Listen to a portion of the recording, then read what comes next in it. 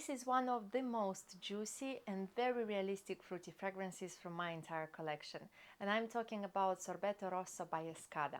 This fragrance was released in 2018 and it has a good 7 years since it is on the market, and I need to say that this is one of my favorites when it comes to summer choices. Let me do a few sprays on my skin to remind myself the notes, and in the top we have pear, we have cologne and we have tangerine. And oh my god, I am in love with these notes and with this scent. Like, honestly, what can smell juicier than this fragrance? It drives me crazy. First thing that I get is a blast of sweet and fruity, juicy, a bit aquatic and watery, bubblegum type of scent, very edible and gourmand. And honestly, it reminds me of my high school years when I had my first pocket money, and after my lessons I was going and spending, all the money on bubblegums, and they had absolutely the same scent. And it's just crazy how one fragrance can take you back in time. So thanks to pear, the top notes are fresh and aquatic, slightly sweet with a subtle green and floral undertone. Then we have tangerine that complements perfectly the pear note from the top, and thanks to the tangerine I would say that the scent still stays sweet and juicy, but also it is a little bit tangy with a slightly bitter citrusy aroma to it. Then there is a synthetic note of cologne that offers a fresh, ozonic and an aquatic scent profile that is also pretty similar to a sea breeze, a watermelon or melon type of notes. It feels so realistic to me that I have a feeling that there is freshly cut watermelon and melon on the table, and they are so juicy and so tasty and so mouth-watering and inviting to be eaten. Oh my god, how much I love this scent profile. And in a few minutes I start to feel how the fragrance changes and we get to the middle notes. And in the middle we have watermelon, we have watery notes, we have strawberry, apple, sea salt notes, we have tiara flower, we have rose, and we have hedion notes. And quite a composition in there, right? I start to feel that the floral notes are coming up a little bit more, but it is still juicy and very fresh, aquatic and fruity.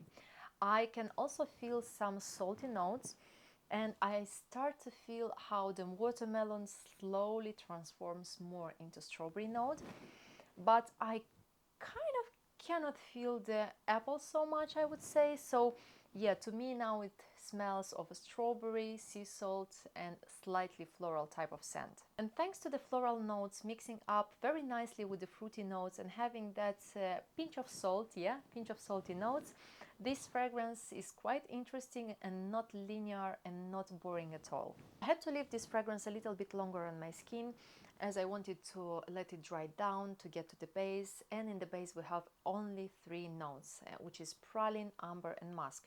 And to be frank, I do not quite like praline note in fragrances because very often this note is quite sweet, overpowering, dense and heavy, and sometimes it makes me feel sick. So that's why I'm very cautious with fragrances when I see praline in their notes.